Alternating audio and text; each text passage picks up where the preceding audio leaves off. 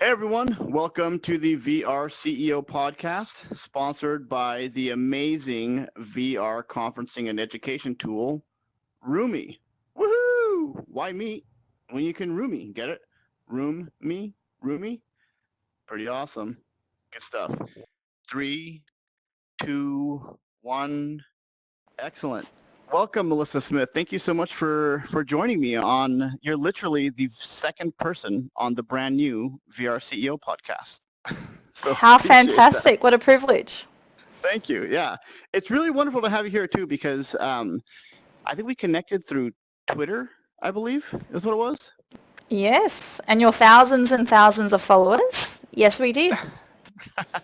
Excellent. I hope they're all real people too, and not just click farmers. I honestly don't know. But so let me see. So you're in Australia right now, correct? Melbourne?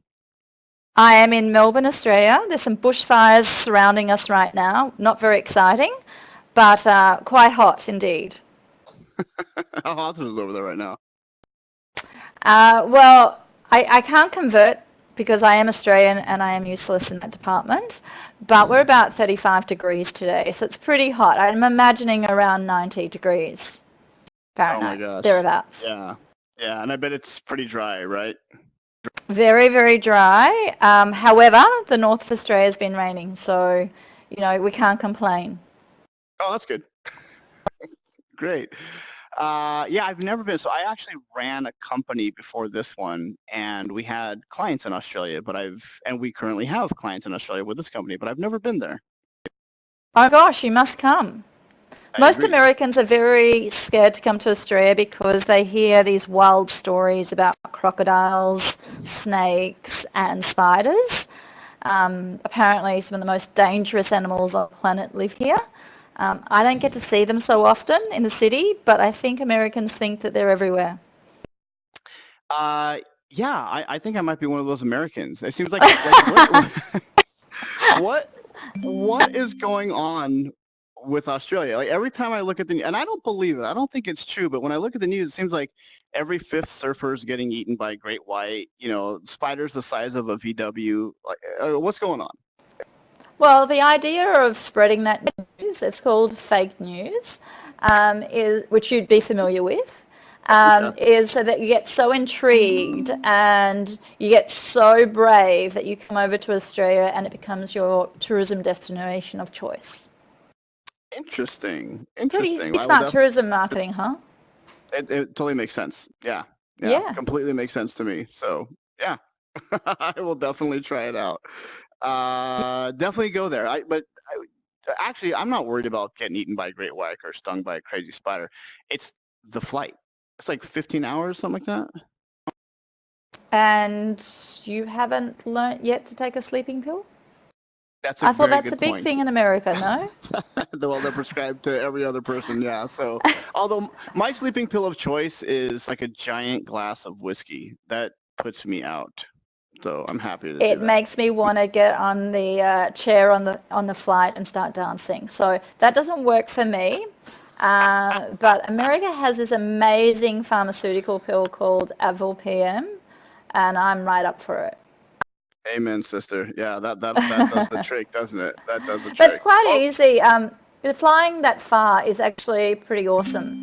It allows you to catch up on all the movies you haven't seen. You make sure you never talk to the person beside you because that could become your biggest mistake.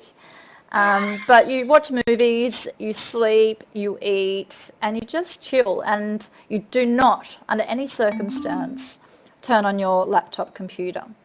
And really, you arrive at a destination and you're relaxed and you're ready to go. It's quite fantastic.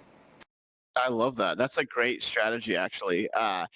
Yeah. Did you ever? I totally agree with you on don't ever open your mouth to the person sitting next to you. Never do that. No. Did you ever see Fight Never. Club?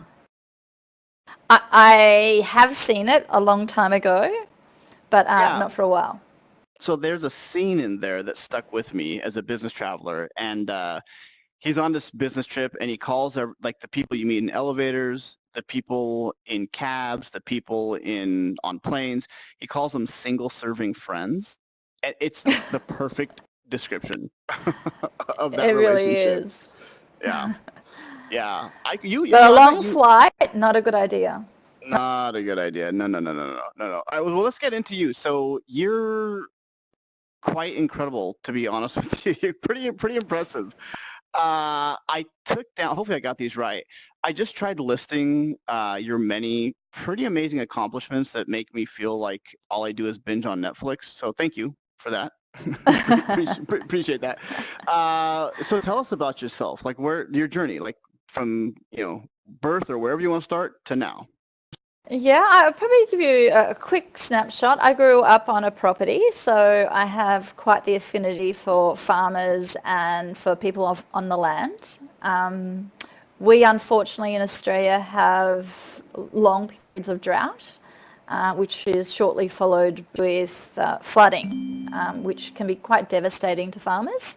So growing up on the land was a great experience. I never really had any great ambitions.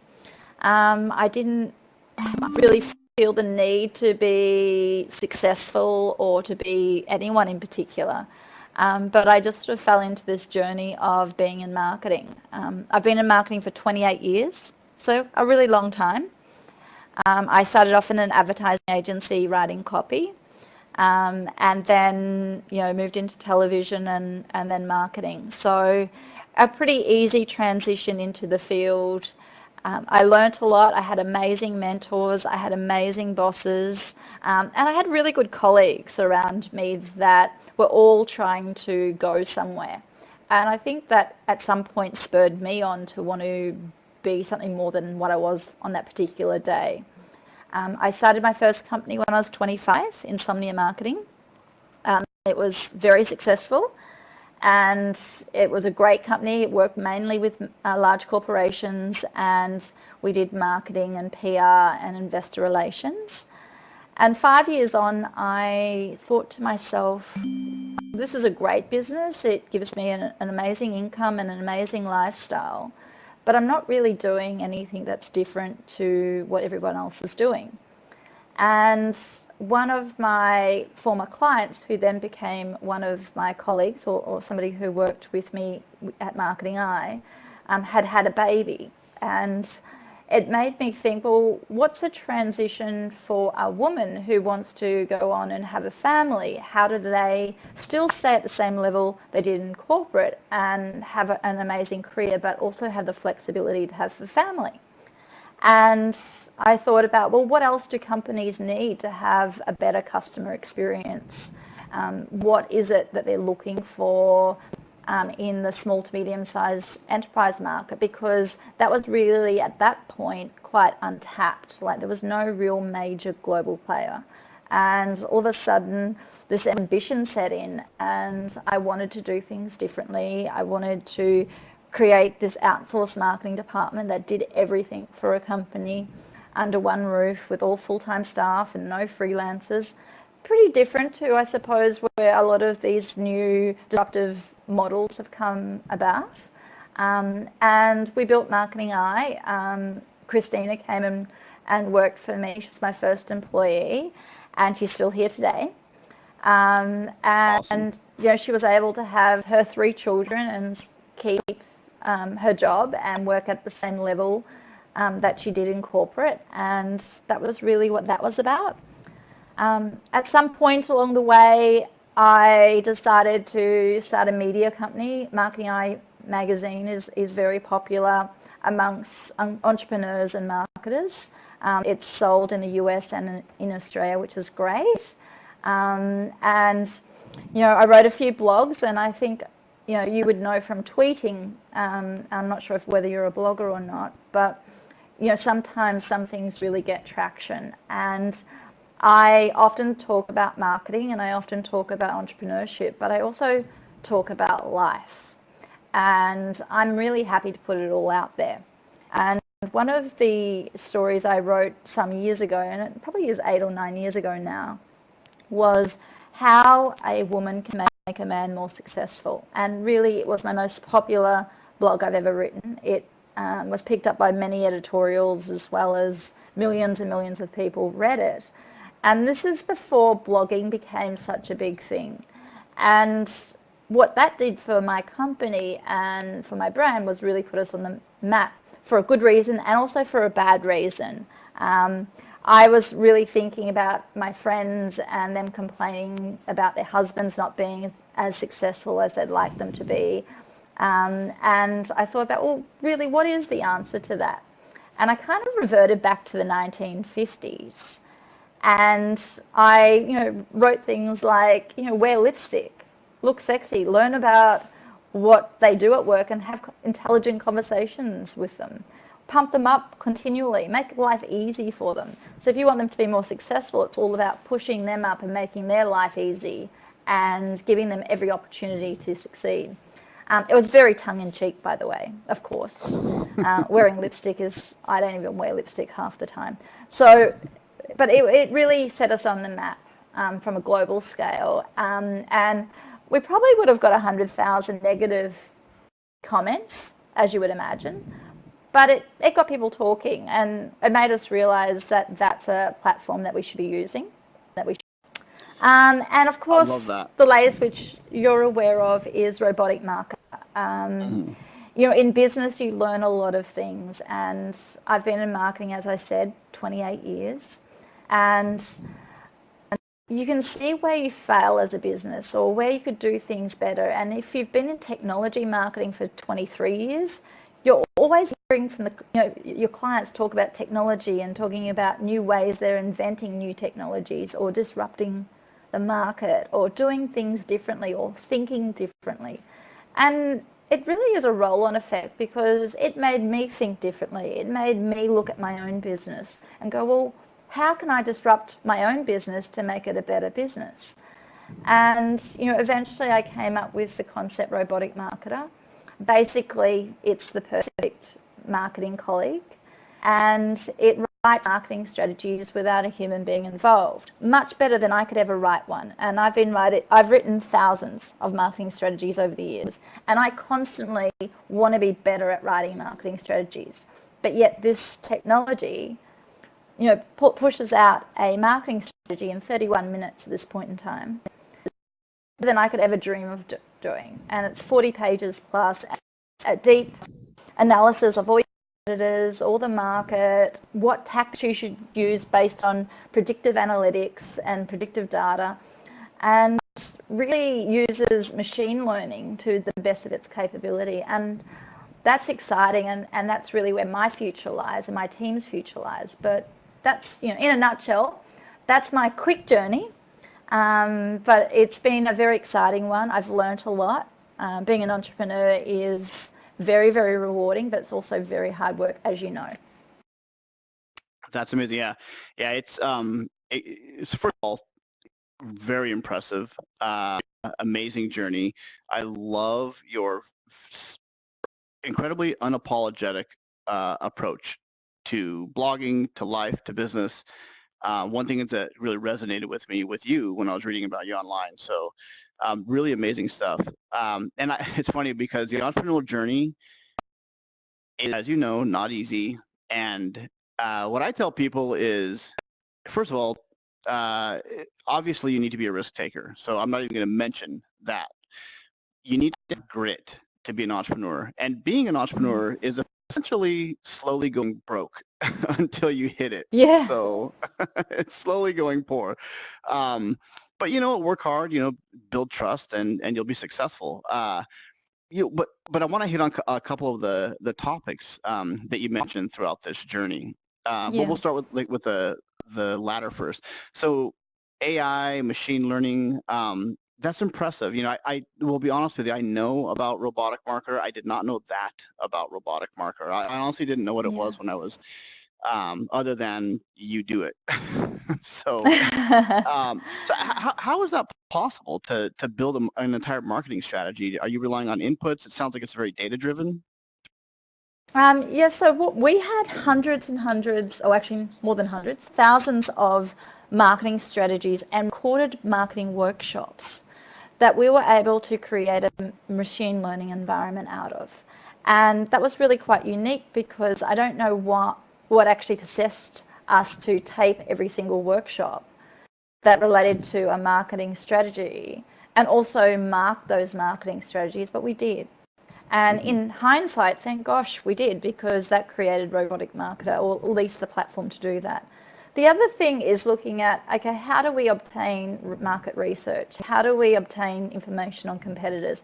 What information is valuable to a client that we're giving a marketing strategy to help them outperform their competitors? So for instance, if their competitors are using AdWords, or they're using PR, or they're using lead generation campaigns or e-marketing campaigns, there's a lot of that we can trace and we can scrape, or we can gather that information, and we can actually tell in most cases whether those campaigns were successful or not. And we can also tell from their website whether their website's successful in garnering leads for the company. So we're able to look at what they've actually done and then be predictive in how to do that better. And that's what this technology actually does. So you and I are aware of Adobe Summit, for instance, and there's 16,000 potentially marketing managers or marketers in that room. How I look at Robotic Marketer is, imagine those 16,000 marketers and all of their experience and all of their knowledge and all of their failures and all of their successes in marketing and their ideas and their creativity. Imagine all of that combined as one. And then imagine the best technologies in marketing, the best technologies in market research, the best technology in, scraping what competitors are actually doing, and data analytics and data science, and put all of that together. So both of those groups together, and for one client, create one marketing strategy. So all of that brain power and all of that technology combined into one. And that's Robotic Marketer. And that's what we are hoping to achieve in the future. And I don't think that that's too far away. That's literally 6 months away for us. And that's exciting. That's game-changing. I totally agree. It's funny because just being in this industry, the world of XR, AI, VR, MR, AR, whatever, machine learning, people, first of all, it feels very much like a gold rush, that very akin to like the 1990s early website development days. Absolutely. Yeah. And it's interesting, so then cell phones and now this and mobile, but it's interesting. It's not far away at all. It's literally happening right now today. All of this is very real. It's not pie in the sky. You've had great success, I would say, already with Robotic Marketer. I mean, you've built this amazing platform. Huge. Yeah. I'm extremely happy. We are a startup, and it's really unusual for me to put myself back in the shoes of being a startup after all of these years in business. But we're a startup, but yet we have some of the biggest companies in the world that are making orders for 1,000 marketing strategies. I mean, it's unheard of, right? That's amazing. So that sort of thing is exciting. Yeah, congratulations. That's a huge success. I would say you've definitely cracked that nut. So kudos to you. Thank you. Why don't let me see. A long way to go, but we're working on it. It's always a long way to go. That's great. Let me see. If you try pressing the right arrow key on your keyboard just to move your avatar. There you go. Perfect. Whoop, whoop, whoop, whoop. Go left again. Just like 1, 2, one more. Perfect. That's good. Yeah, let's stay there. I'm going to bring some stuff up on the screen. But, one thing you said that keyed in my brain is you use the term think differently. And that just made me think of a couple things. So first of all, it made me think of that are conjoined thoughts is obviously the famous, Apple marketing campaign, Think Different. But then you have all of these people, right, in this room, and you've collected all of this data by recording these sessions. So how do you encourage people to think differently? And how do you encourage your robotic marketer to do the same? Because it's not a human being. So with Robotic Marketer, it's about what you feed it, and obviously algorithms and the data scientists behind it and the computer engineers, etc. How they respond to what a customer needs or what a customer is actually implementing on behalf of the robotic marker and what response they're actually getting. So if something's successful, for instance, then it's literally ticking it off. But if something's not working, and it could be that the company hasn't implemented it, or it could be that the company did implement it, but it just didn't kind of, the creativity wasn't very good, or a whole heap of different things. And so it's that constant learning, and it has to be fed by people, and it still has to be fed by engineers and data scientists, etc. So it's like any software. It's like Salesforce. Every day they make changes. Google, every day they make changes. They have to keep on adapting the technology. They have to keep on changing it. They have to keep on improving it, and they have to also envision what is the future. What is that going to look like? And we have to be really on our feet with that sort of thought process. Bringing staff along with you is harder, and I say that because not everyone thinks differently. A lot of people really do, they learn something and they do it, and they're not always looking to be different. They're not always looking outside the box. And that the psychology of people, you do all these psych profiling tests. People are different, so you've got to work with the people that do have that capability and really elevate them into a playground where they can come up with their wildest dreams as far as marketing is concerned, and trial it, give it a go. And if you can encourage your people to do that, or encourage an audience to do that, then you're halfway there. Yeah, that trial, I totally agree with you. That trialing is so important. Just in a tech company, if you're not A/B testing, you're not really testing. You're not trying things out. You're probably not going to be that successful. But so what we do is we deal with a lot of customers. We involve our customers very heavily in the product development life cycle.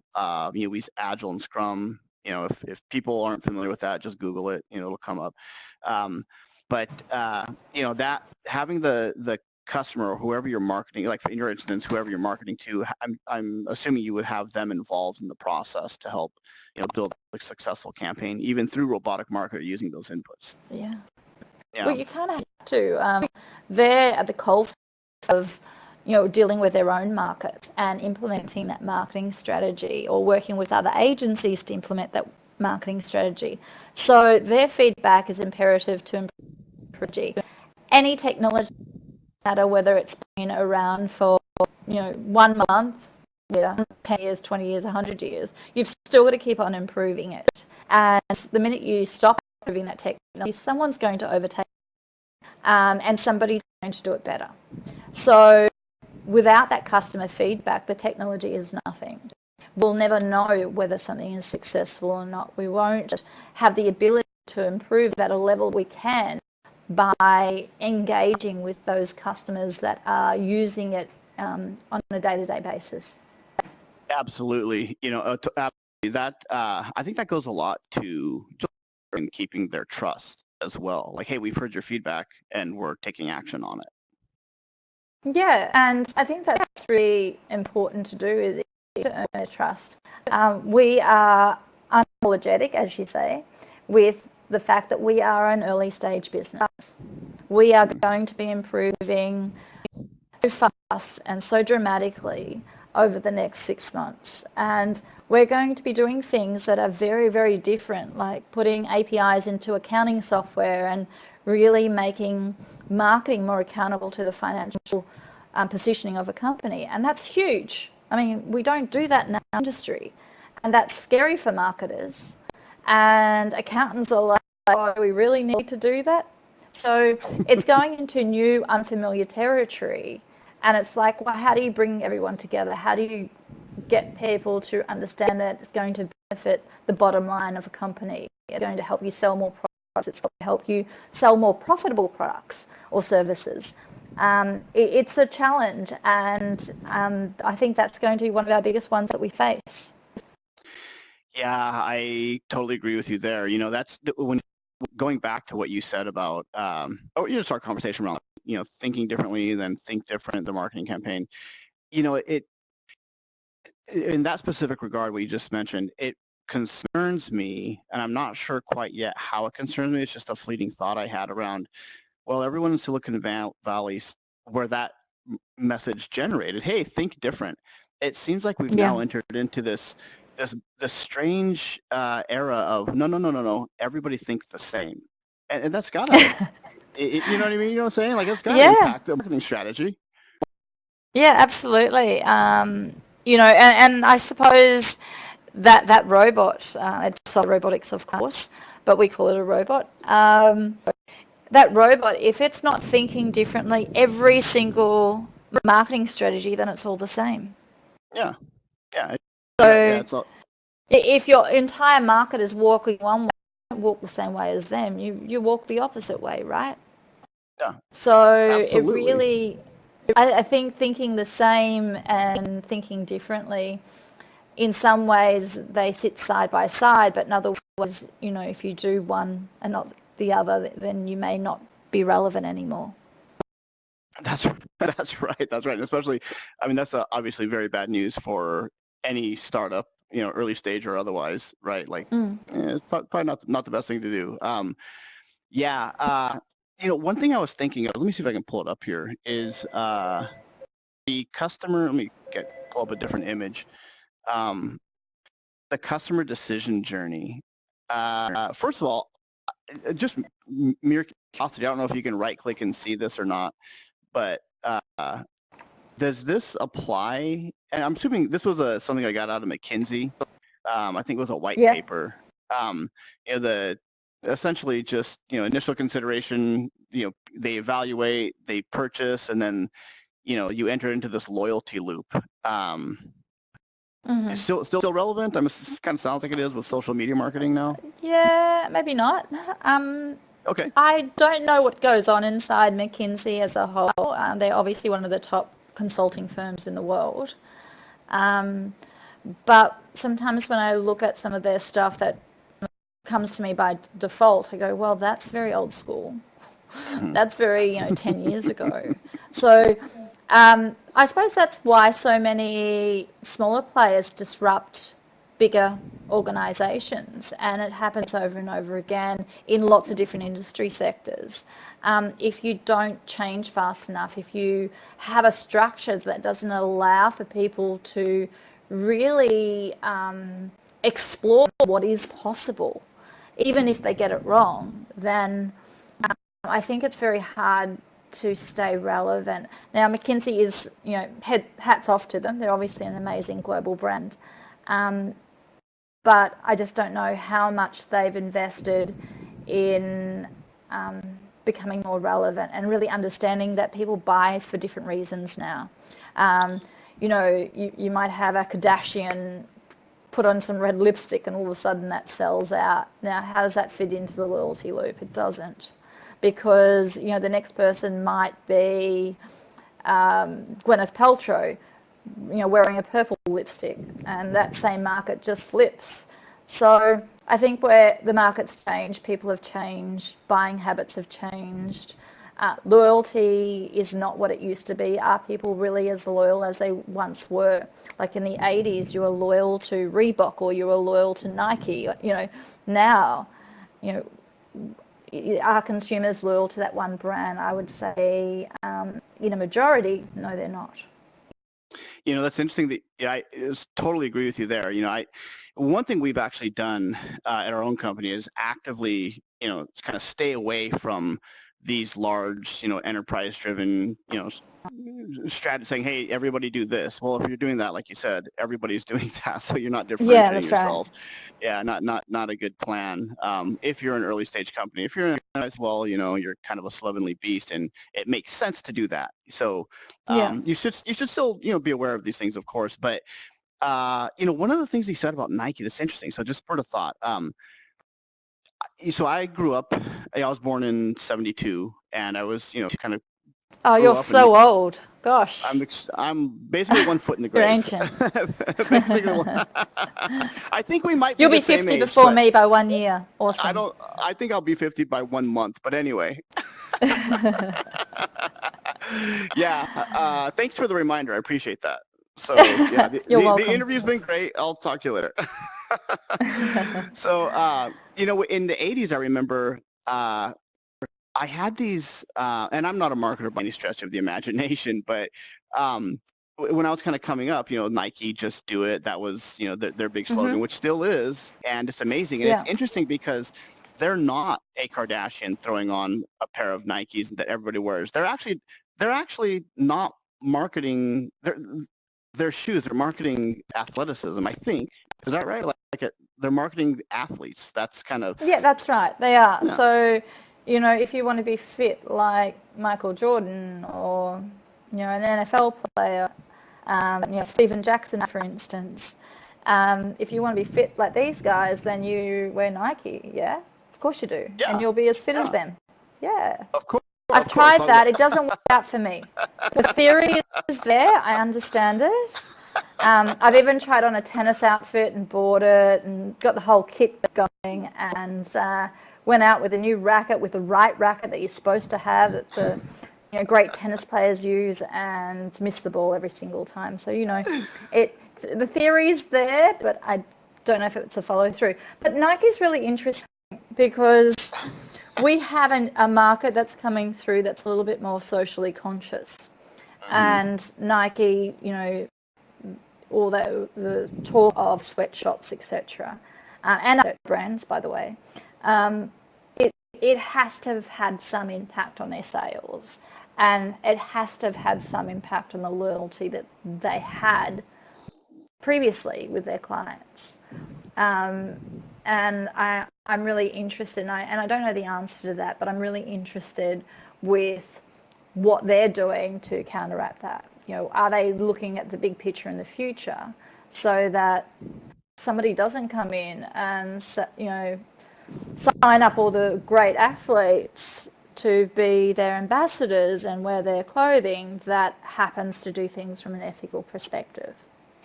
You don't know. Well, you don't know. Yeah. I mean, especially within I'm not sure it's an era or an age, but at least this new experience of the woke advertising movement. Yeah. I think, Nike, jumped right on that. And whether or not that will serve them well in the future is still a TBD, but it certainly served them well in the short term. Yeah, absolutely. And, I think what we all need to look at is the more short-term marketing efforts.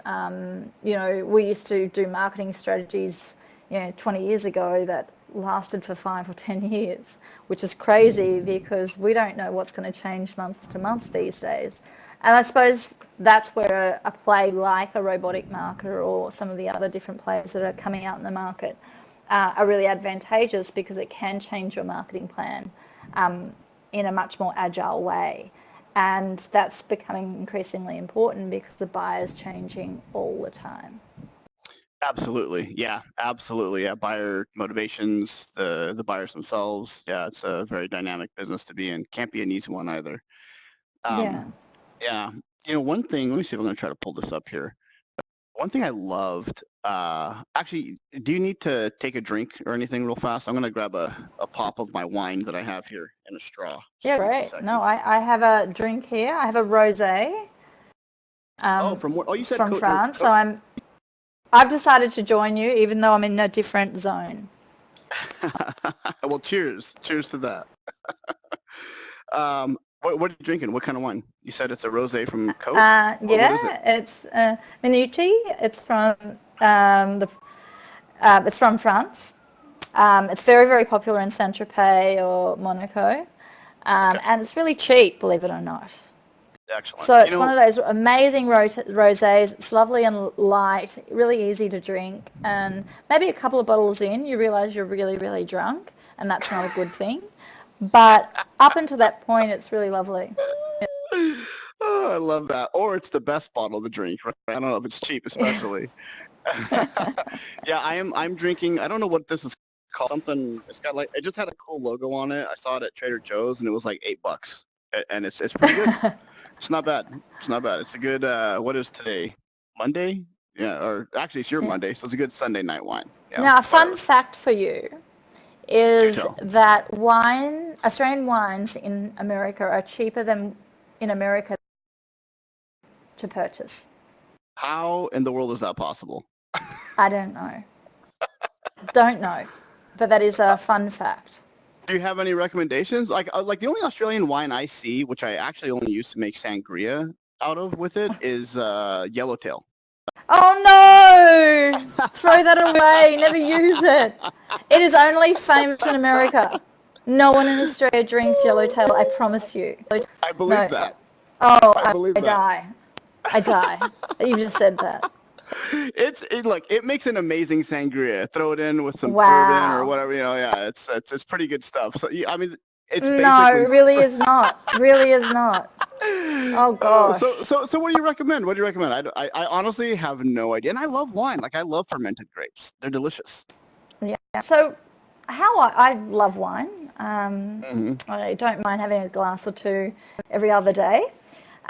In Australia, we have Penfolds. Anything that's Penfolds, you're going to find to be exceptional. Particularly anything that's older than 2014, you'll find that it is one of the best. But I tend to pick wines that are from a region. So obviously Bordeaux in France, you cannot, no matter what price point it is, you cannot buy a bad wine from that region. So I think that if you pick regions, it's really important. A Malbec from Argentina or Chile, you won't go wrong. And so I'm more a person who picks per region. The other thing really great about French wines is their lack of preservatives in comparison to, for instance, an Australian wine. And so I'm a huge fan of anything French. I am with you there, sister. I just got back from France. Spent a month in Europe for business, quote unquote. It was pretty great, and I love that lifestyle. I love the whole cafe culture, the drinking wine, the eating late. I mean, wine with pretty much every meal, as far as I could tell. It was an amazing experience. Yeah. Yeah, I think everyone wants to retire there one day. Amen to that. That would be wonderful. Hey, I'm one of them. that would be great. Where would you go? Paris or South France? Anywhere in particular? South of France. Yeah. I mean, it's pretty spectacular. Yeah. If you can afford a little boat, it'd be amazing. Be a pretty great life, actually. Uh-huh. It sounds like a good time. Yeah. Hey, Eric, if you're still here and can hear us, I think he's one of these two avatars. Can you screen share on like maybe, I don't know, 3 or 4? Let's do 4. Just do a screen share, open up a browser and look up Australian wine, just see what pops up. Or French wine. I don't know. I don't know how You know well what? guys can hear me. Yellowtail's going to come up only because it's the #1 selling wine in the world in the US. Oh God. It's like the Fosters of And that's not fair. Oh, that's a really good picture. The Fosters of wine. I like that. That's good. Mm-hmm. Yeah, no one in Australia drinks Fosters, I promise. That's what I've heard. That I also even get it. So after I sold my first, go ahead, sorry. No, keep going. Yeah, so after the first company I had, we had a big IPO, and I took some time off, and I planned on being a bum in the Western Caribbean, and I ended up hooking up with these Aussie blokes, if I remember that correctly, and they just looked at me. I was walking by their sailboat, and they're like, "Hey," or I think they said "Oi," and they wanted me to work on their sailboat, and I was like, "Well, I was just some dude walking. I was just walking by their boat." And the guy was like, "You got good shoulders. You know what a grinder is?" And by the way, back then we did not have the app Grinder. So I did not know what a and he's like, I was like, "Sure, never been on a sailboat before." And worst job I ever had in my life, being a grinder on a sailboat, which is grinding. So it wasn't even a super yacht. Oh no. Well, it kind of was. Yeah, they were down there training for the America's Cup. And okay. we had a great time, and I spent like a year down there training with these guys and just getting paid in beer, and it was an amazing experience. Wow, that's cheap labor. I think if you know any Americans that want to work for me just for beer, I'd be happy to help out. I have loads of jobs. The word out. I'll put the word out. I might be one of them. So I might actually bankrupt your company. I just want to put that out there. So. right, what do we got here? Anything here look good? What is this from? What kind of No, wines that's are just these? really good search engine optimization, I think. Now, the Yarra Valley's got beautiful wine, and Yarrow Barossa, of Valley. course, but I think you're pulling up wines that aren't so popular here or Gotcha. amongst the real wine connoisseurs. The real wine connoisseurs, excellent. Yeah, these are just like gas station wine, basically. I feel like it is. I think it's Yeah. really, really good SEO. Yeah, I think you're right. So someone must be using Robotic Marketer to push those wines out. I don't know. Yeah, I'm right. just putting that out there. So Robotic Marketer tells you what your SEO should be and what codes you need to change and what words you need to use. And then if you use it, you're going to be like this, #1. I love The it. shittiest Excellent. wine on the planet, but you're #1 on Google. Wow. Amen. Amen. I love that. Excellent. All right, look, I'm gonna switch over. I'm gonna pull up the YouTube widget real fast. So I thought this was cool. You have these crazy cool videos. I'm just gonna play one. Let me know if it doesn't play for you. One sec. Now, can I just do a premise here? Yeah, please do. I'm gonna Amazing pause it. interns did all of these drawings, animations themselves. Really? Isn't that fabulous? That's amazing. This is you know what I love about this? First of all, the drawing is incredible. This could not have been easy to produce. But I like that I can color it. It's like a coloring book. I can just use my my widget here. That's And I so was like, cool. yeah, I loaded this up and I was coloring her pajamas and the dog and you know. One thing I don't like about this dog though is that he's kind of an asshole. It's not my Look at dog. this. I don't like that either. Yeah, like he's just like leaving stuff all over and you gotta, it's not good. It's not cool. That's so cool. Yeah, I thought that was really cool. And then, hold on, let me get rid of the whiteboard here. You know what I'm doing this afternoon now? Thank you. You're welcome.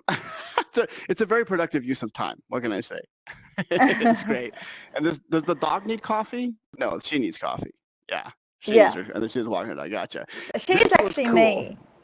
She is actually me. I got that. It was the hair. Yeah. Actually, it was the hair that they gave Could it have away. started the day with coffee. We have good coffee over here. Not Starbucks, but really good coffee. Good. Well, I would not. I mean, Starbucks is good. Don't get me wrong. Starbucks is good. We have much better options here, actually. You know what I've been getting into lately? Butter coffee. Butter coffee. Yeah. So it's kind of an old thing, but I'll just put up like some black coffee. I have an espresso machine at home, and I'll just brew up some black. Yeah, like some butter. Just like throw some butter in there, and I'm good to go. It's amazing. It's good stuff. Wow. I will try that. Next week, it's first on my list. Perfect. Awesome. Awesome. All right, well, let me see. We are at the top of the hour. I don't know how much time you have, but you know, it's been amazing. Actually, it's been Thank you. I really appreciate the chat. Yeah. And thank you for letting me be your second. Oh, you're amazing. You're really incredible. This thing is literally exploded so big. I'm not exaggerating by any stretch of the imagination. I just put this out there. Yeah, I just put this out there, FYI, I was like, you know what? I don't like twiddling my thumbs. I have some free time. I'm going to do a podcast. We already have 72 people scheduled, and I literally had to start a new company and hire someone to help out with the podcast. And I only put the word out, 4 days ago. It's crazy. That's amazing. Yeah, pretty crazy. So a lot of fun. We'll see. It'll probably be a money pit, but it'll be a fun money pit. So whatever, it'll be good. Fantastic. Do you have any? Well, thank you for your time. Yeah. I was going to ask you real quick. Anything you think we should embrace? Anything we should avoid? I mean, you've got some good wine picks. Well, I think go by region. Don't go by price, or don't go by what you Google. I think that's one of the biggest mistakes wine buyers actually make. The best thing to do is to go by region. You really can't fail when you buy a certain blend of wine, for instance, from Argentina or from Chile or from the Barossa Valley or Yarra Valley, and certainly France and Italy and places like that. So when I buy wine, I always pick a region that is famous for that particular type of blend. Outstanding. Awesome. Will do. I will 100% take you up on that, and I will tweet you out my wine, and you can publicly berate me for my choices. And no more yellow, Glenn, please. It's embarrassing. You got it. You got it. Awesome. Really fun time, Melissa. Thank you so much. Thank you. All right. Cheers. Bye-bye. Bye. Awesome. All right, cool. Yeah, so Melissa, just if you want to leave, you can just click like, there you go. Perfect. She's out. All right, I'm out.